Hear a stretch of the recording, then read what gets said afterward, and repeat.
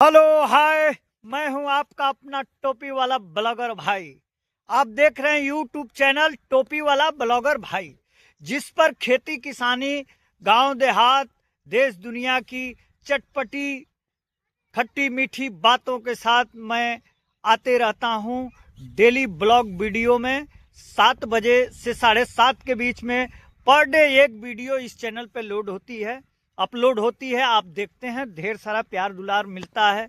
आज मैं ऐसा विषय लेकर आया हूं ब्लॉग वीडियो में कि जिसे देख के आप लोगों को बहुत मजा आएगा।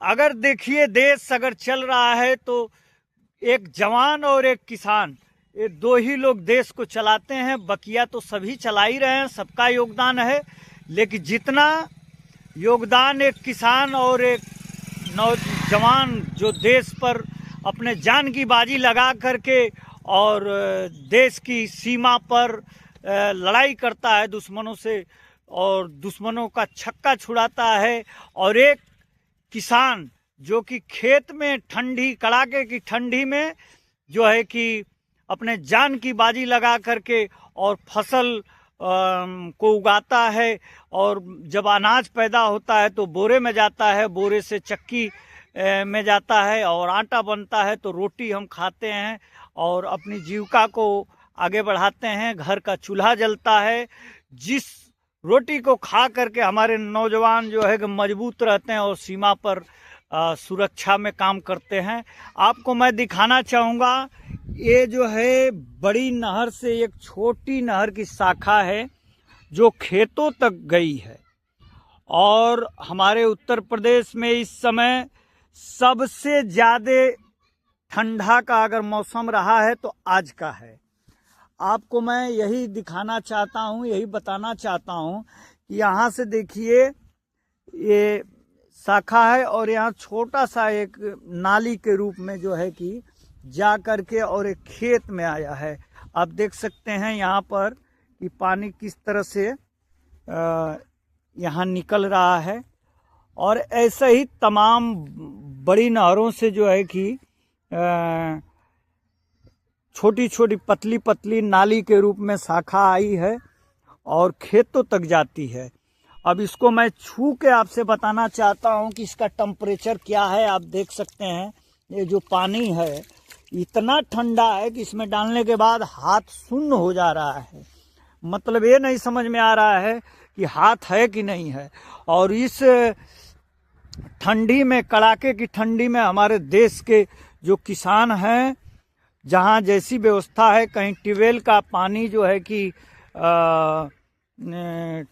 रहता है तो ट्यूबवेल का पानी तो ज़मीन के अंदर से आता है, गर्म रहता है, लेकिन ये ठंडी में नहर का पानी जो है नदी से होते हुए बड़ी नहर शारदा नहर से आता है। देखिए, ये मेड़बंदी करना पड़ता है और मेड़बंदी करके और कितना मेहनत कंटिन्यू उन्हीं के पास जा रहे हैं, किसान भाई के पास, कि इस कड़ाके की ठंडी में जो कि रजाई छोड़ना पसंद नहीं कर रहे हैं लोग, आग का सहारा ले रहे हैं कि जान न चली जाए। तो किसानी में देखिए कितना मेहनत करके और पानी का मेड़बंदी करके एक एक जो है कि सिस्टम से लोग लेके जा रहे हैं, आग का सहारा ले रहे हैं। हमको देख नहीं गया है, इसलिए मैं ये वीडियो बना रहा हूँ। अगर ये वीडियो मेरी सरकार तक पहुँचे तो उनको किसानों के प्रति और अच्छी अच्छी स्कीम लाना चाहिए, क्योंकि किसान और जवान ही तो दो ऐसे रीढ़ के हड्डी होते हैं जिनके वजह से जो है कि हमारा देश मजबूत है और चल रहा है। देखिए, चाची जो है कि आग का सहारा ले रही हैं। ये फावड़ा है, इसी फावड़े से जो है कि वो नाली बनाई जाती है और जो है कि पानी ठीक से जा पाता है। कितना तकलीफ हो रही है, बहुत ठंडी पड़ रही है ना? ठंडी पड़ रही बा। अरे बताइए, आज कितने बजे से आप लोग आए हैं? सवेरे से, सुबह से। तो आप देख सकते हैं दोस्तों, आग का सहारा लेना पड़ रहा है, हाथ सुन्न हो जा रहा है, एकदम बर्फ का जैसे लग रहा है कि बर्फ है। और भी इसका नहर का पानी तो काफी ठंडा रहता है।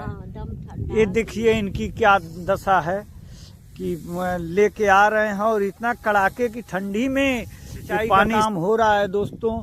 और उधर में देख सकते हैं आप, थोड़ा दूर करके दिखाना चाहेंगे कि उधर में पाइप लेके गए हैं लोग और इसी से, और 2 किसान उधर में पड़े हुए हैं। तो ये सिंचाई का जो है कि सिस्टम और सिंचाई चल रही है हमारे उत्तर प्रदेश में। और हम चाहेंगे सरकार से कि हमारे देश के जो किसान उन पर ध्यान दिया जाए, जो है कि ये नई नई स्कीमें जो हैं, कहीं कहीं कोई स्कीम तो जो है कि रह जाती है कागज में ही, वो किसानों तक आ ही नहीं पाती है। तो सरकार को सख्त होना पड़ेगा और जो भी अधिकारी हैं उनको रहम करना पड़ेगा कि हमारे देश के किसान कितना मेहनत करते हैं और अनाज का दाम नहीं बढ़ता है। और पशु जो पालते हैं, रात दिन करके चारा इकट्ठा करते हैं और पशुओं की सेवा करते हैं, दूध का दाम नहीं बढ़ता है, अनाज का दाम नहीं बढ़ता है।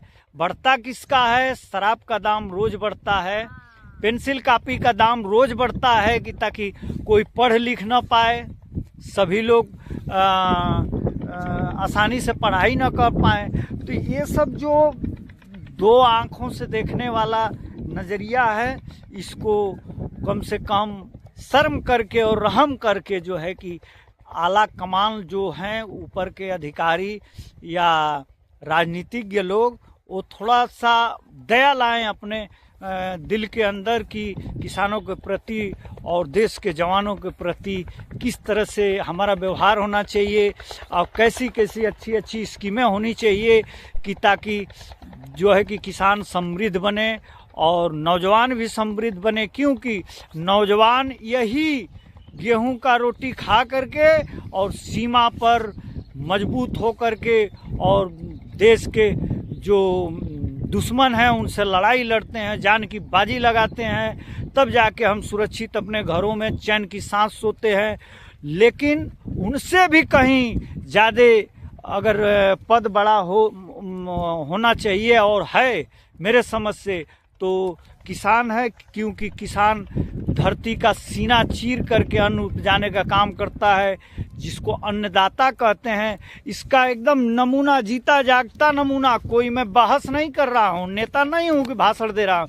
आप देख सकते हैं कि किस तरह से आग का सहारा लेके और लोग इस कड़ाके की ठंडी में सिंचाई का काम कर रहे हैं, जान की बाजी लगा रहे हैं।